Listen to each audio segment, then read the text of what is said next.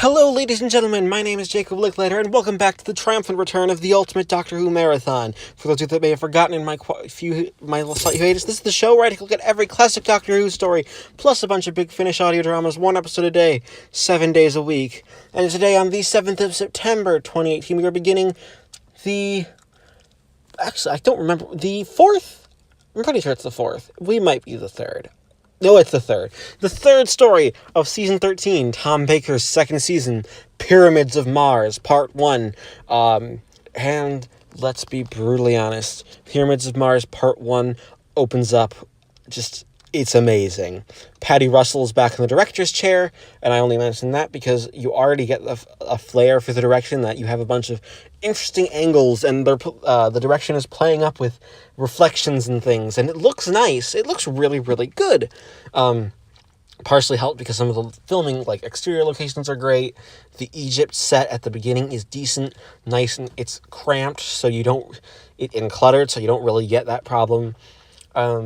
And we have a scene in the TARDIS, which is cramped, and, Patty Russell was able to get Tom Baker to dial down his performance into a more somber performance, because the first episode, let's be honest, it builds up this great threat. Something Egyptian escapes from a pyramid when this guy, Marcus Scarman, goes to Egypt. He comes back to England, and refuses to let anybody see him. He has a weird Egyptian servant, who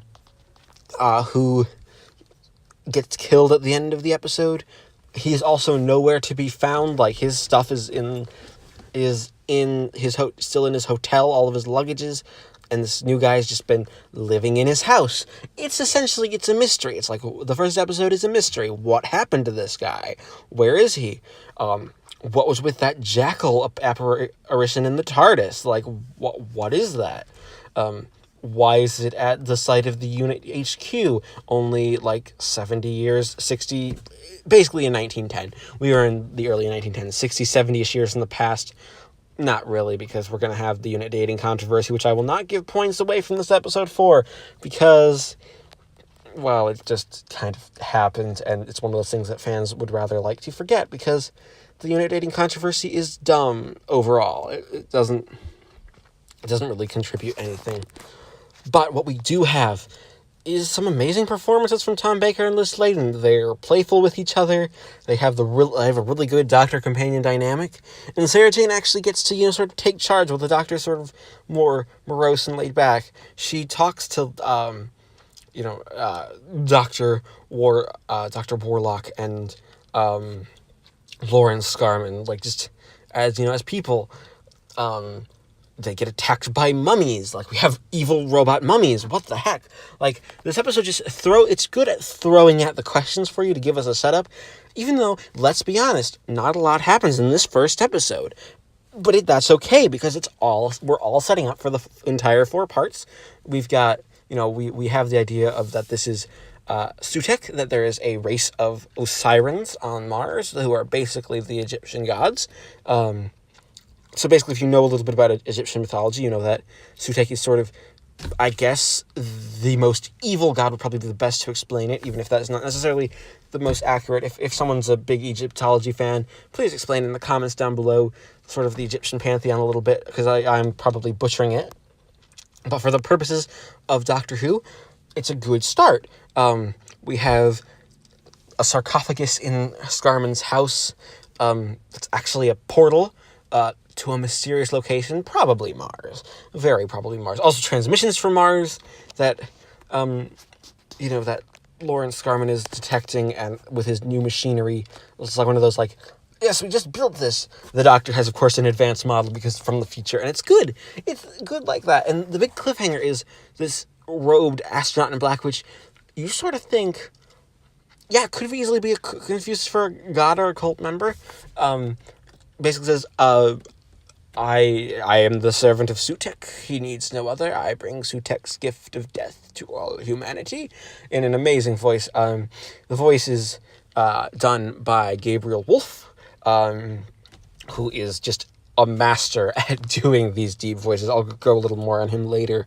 because his best bits are later on. This is just his introduction, an introduction to that, his voice and the character, and just about everything involved. So yeah, Pyramids of Mars Part 1 is an amazing episode, a great episode to return back to the Ultimate Doctor Who Marathon, for Part 1.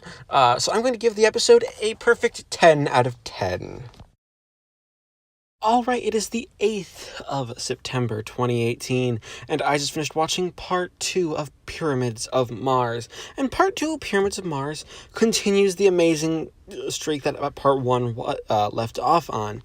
The big cliffhanger is that this servant of Sutekh, voiced again by Gabriel Wolf, actually turns out to be Marcus Scarman under hypnotic control. And it's a very subtle thing. And you really wouldn't notice it unless you were watching the episodes close enough together. Like, I think maybe if you would watch them a week apart, you wouldn't notice it. But the makeup job on Marcus Scarman is really good, mainly because it looks like he's kind of a corpse. The makeup department did a really good job at making the character look like he was already dying. Like in the first episode, he looked pretty normal. Uptight, I guess it's Victorian, maybe Edwardian gentleman going on in Egypt hunt because, Egypt is cool, the big new cool thing in Victorian times. I'm not even kidding. The weirdness is that, the Victorians loved Egyptology for whatever reasons. One of those things that I never quite understood. But, it's one of those things that just sort of happened around the time. And well, this episode is a lot of runaround, but it's a lot of really, really fun runaround. And I can't fault it because the runaround is very tense. You have a lot of running around the house, and you have a lot of mummies in the woods laying these things called lodestones, basically at the 4 compass points. And basically, the Doctor deduces that Sutekh, being trapped on Mars, is trying to get to Earth, because that's just sort of it's how it must happen. Like, he must be wanting to get to Earth, because he obviously wants to take over the universe, because he's evil, and the Osirans had him trapped for so long. Again, we don't really see much of Sutekh in the second episode, which is good. We're leaving the threat off screen because, let's be honest, the mummies itself are a good enough threat for this part. They work well because they establish themselves as these lumbering menaces that crush you and kill you. There's a poacher who really doesn't meet any of our heroes, but he gets attacked. Like, we're showing that it's a good way of showing threat to the audience, when the characters already believe threat, because just having the characters be threatened by said mummy, said villain, isn't necessarily the best thing to do, because obviously, well, if they're just a threat to the characters, we also know the characters aren't necessarily going to end up dead. But yeah, it's an interesting idea, and it's an idea that I think works well enough, that it gives you a good sense that the story is going somewhere with it. That being said, this is an episode that also decides to get into time travel mechanics, and sort of brings up the idea that time right now in 1910 is in flux, that this also helps build the threat that everything that Sarah Jane knows could end if the Doctor and Sarah Jane don't stay and help and make sure history is on the right path, which is interesting because of the Time Lord's non-interference policy. They are very much, they're very much not supposed to, Time Lords are not supposed to interfere. Their interference is wrong in Time Lord society, observe. But it seems that the Doctor has to interfere, or else, the world's going to burn. And what's amazing is that while Lawrence Scarman, is let into the TARDIS because they try to escape, Sarah Jane tries to be like, well, we'll be fine if we just go back to 1980. I'm not going to get into the unit dating controversy here because it gets brought up. I'm just going to say it. I say she's rounding up to like about 1980, because I think she's from like the mid to late 70s. Like I'm pretty sure that all the unit stories with Sarah Jane and 4 are like 75, 76. Maybe some in 77, because that's about when the Brigadier may have retired. But I'm just going to leave that at that. I understand if you want to draw your own conclusions. We're not going to get into that now. But the scene where Sarah Jane sees, just the desolated world is very powerful. It's also powerful because the director, Patty Russell, decided we're not going to have an establishing shot of the Doctor arriving. We're just going to have, well, we're in 1980, Sarah. The Doctor opens doors, and we see the desolation. And it really works. It would have even worked as a cliffhanger had it not been too early in the episode 4 cliffhanger, which is kind of sad because it's a really decent cliffhanger. The cliffhanger guy is also really, really good. The mummies are attacking while the Doctor is, gets passed out. It's a good, solid cliffhanger. Also, there's a lot of death. Dr. Warlock, the one character from the first episode who, he was injured. They thought, oh, we got a medical attention, he's going to survive. No, he gets killed. He's not allowed to survive. No one's allowed to survive. This is a very dangerous episode. So overall, because it does a really, really good job at making you feel dangerous, I'm going to give Pyramids of Mars Part 2 another 10 out of 10. All right, it is the 9th of September 2018, and I just finished watching Part 3 of Pyramids of Mars. And Part 3 of Pyramids of Mars is a continuation of the really, really good streak of episodes that we've been having right now for this story. Like, it continues up really, really well. Oddly enough, the cliffhanger gets resolved that they didn't die, they just were knocked out and the mummies are recalled. And, well, the Doctor says his chances of actually, defeating Sutekh and being the hero are,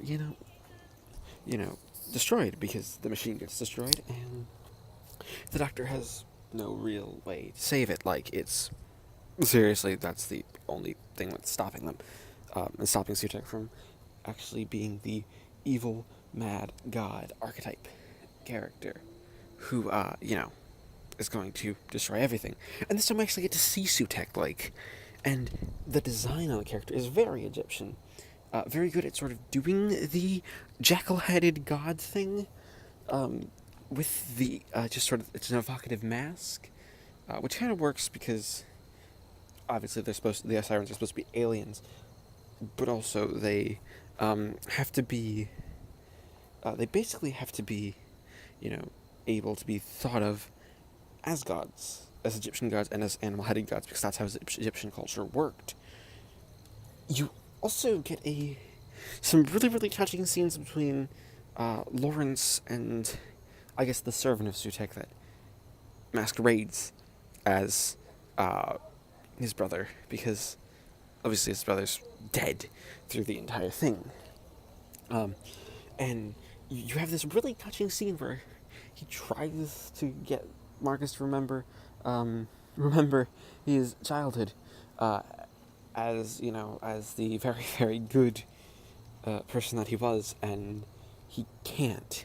And it's really, really quite sad. And you'd think that everything would work out for the best, but it doesn't. It's still a very, very sad sort of thing, because he's still, essentially a zombie.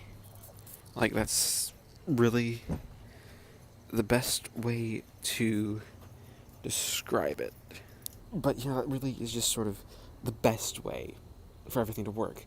And, for the story to really work out overall is that you kind of have to have, of course, big characters doing big things.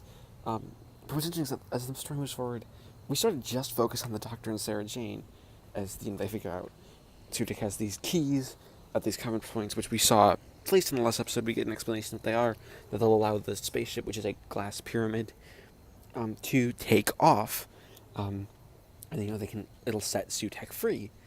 And while it's interesting is that there isn't anything else that really, you can really be described outside of the fact that they decide, right, we'll just blow up the spaceship. Like, it's a very interesting thing that the Doctor decides, no, I have to, just to do this, I just have to see things, I have to see things through, and, we've got to make sure everything blows up.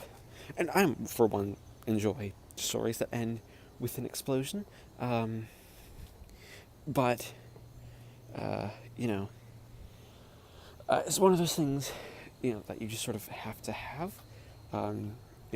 But what's interesting is that Sutekh, with his godlike powers, contains the explosion. So, the Doctor has dressed up the mummies as a mummy. They've placed Gelignite in front of it. Sarah Jane shoots in really one of Sarah Jane's best character moments. Like, seriously, she is kind of a badass in this episode overall. Like, she does a really good... Liz Sladen does a really good job at portraying her just as the, no, I'm not scared, we're really doing this. I'm going to see this through to the end, and that, see that, the villain blows up. And it's really well done. Again, Elizabeth Sladen gives a really, really solid performance here. And then the Doctor gives a great performance as he says, well, last resort, I have to face Sutekh head on. So he says, Sarah Jane, stay back. He goes through the space-time portal. And Sutekh, the big cliffhanger is, Sutekh is killing him. Because, well, Sutekh is a god, essentially, and you don't want to mess with a god. And this is one of those stories that really does establish the Doctor as not the, like, as just as a time where he's not the most powerful being in the universe. There are things out there more powerful than he is. He is the underdog in this story, and that's very, very important for the story itself, is that he can lose. And it's portrayed very well. I also have to give credit to Gabriel Wolf, who voices Sutekh, and he has this voice where he gives these speeches, which I won't repeat, only because I don't do them justice. They are very, very long speeches, and they're very, very, very calm, cool, and collected speeches, and they're well done.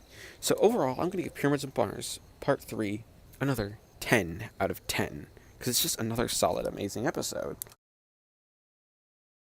Alright, it is the 10th of September 2018, and I just finished watching Part 4 of Pyramids of Mars. And Part 4 of Pyramids of Mars is an amazing conclusion to the entire 4-part story. Like, seriously, you'd be surprised that the story actually holds up. I mean, it helps that it's written by Robert Holmes under a pseudonym, but, you just sort of, you get this real sense that the story is wrapping up very, very well. This is probably one of Tom Baker's best performances so far in this episode, because he actually sells the fear that Sutekh not only has him in his control, which is only done by a quick lighting effect, which, let's be honest, that's a really good way of doing it. Like, we have a low budget, the lighting changes to, oddly enough, green, this sort of green which is kind of sinister, actually. Like, the way, just the shade of green itself is really, really sinister. You really buy that, the Doctor is in Sutekh, not only in Sutekh's power, but he's dying because of it. Like, he is not surviving this one, at least not easily. Like, this isn't an easy, the Doctor can win and beat the villain, immediately. And he actually has to bargain for his life, and the life of Sarah Jane. And for a minute there, you think Sutekh's going to win. Mainly because, one, the Doctor's selling the threat so much, and it seems like the Doctor doesn't have a solution. Like, of course, it's explained that, he has had a solution the entire time, and it's just, he was leaving it till the last minute, and he wasn't even sure if it was going to work, which is by basically making Sutekh, in the end, go forward in time so much that he ages to death, because when the Eye of Horus, keeping Sutekh, his own prisoner of his own making, gets destroyed, well, he has 2 minutes the Doctor has to save the day. Now, you have a lot of this Scarman basically getting to Mars, being Sutekh's weapon getting to Mars. And of course, the pyramid on Mars, like a real pyramid, is full of booby traps. So this booby trap is much different. There are mummy robots that work for Horus, and they do the classic. All right, one of them even does this. The two of them even do the classic. You're trapped. Sarah Jane is trapped, and the doctor's in like this glass tubing with two switches. One will blow her up. One will save her. One of the companion always one of us always lies. So you have that big, pretty famous paradox. And a really good introduction to the explanation of how to solve the paradox. How to you ask one question. It's like, right, if your neighbor were to tell me, what would your if I was to ask your partner which the death switch was, which would he point to? Which is a really solid, sort of question, because it's like, if you tell the truth, you'd say he'd point to the death switch, but he'd be pointing actually to the life switch. But if you're lying, the same parameters apply. So you are pointing to the deaths. So, but if you're lying about what your neighbor would point to, you're actually pointing to the death switch. So it's obviously the other one that you have to do. Basically, it's a question of logic, and it just sort of it's to trip you up a little bit. You also have a lot of reusal of plot props from Death to the Daleks 2 seasons ago. That actually, with the redressings, that actually work really well. Like, the set design was really clever. Give everything sort of an Egyptian theme, and give it a final, sort of a final coat of paint, so to speak, before you could really call the story closed completely, which, is done very, very well. It's good reusing resources. It makes the episode look better. It's, not as cheaply made looking as some episodes can be, which, is really a problem with a show like Doctor Who. You also, you have Gabriel Wolf's final performance. Like, by the end, when he realizes he's beaten, he begs the Doctor to let him survive, which is really cool. It's like, he'll even give you Earth as a planet. It's also really, really nice to see the Doctor in a corner position, just because, he's not meant to be the all-perfect hero. He's meant to, be able to make mistakes, be able to be caught by the villains. And there's a sense of that. So, with that being said, all in all, I'm going to give Pyramids of Mars Part 4 a 10 out of 10. That being said, we add up the scores for all 4 episodes to give Pyramids of Mars as a story a final score of 10 out of 10. Thank you, everybody, for watching this installment of the Ultimate Doctor Who Marathon. Please leave a like, comment, and subscribe if you haven't already. And join me next time when we see the penultimate story of Doctor Who to be written by Dalek creator Terry Nation, yet not featuring the Daleks, with the android invasion.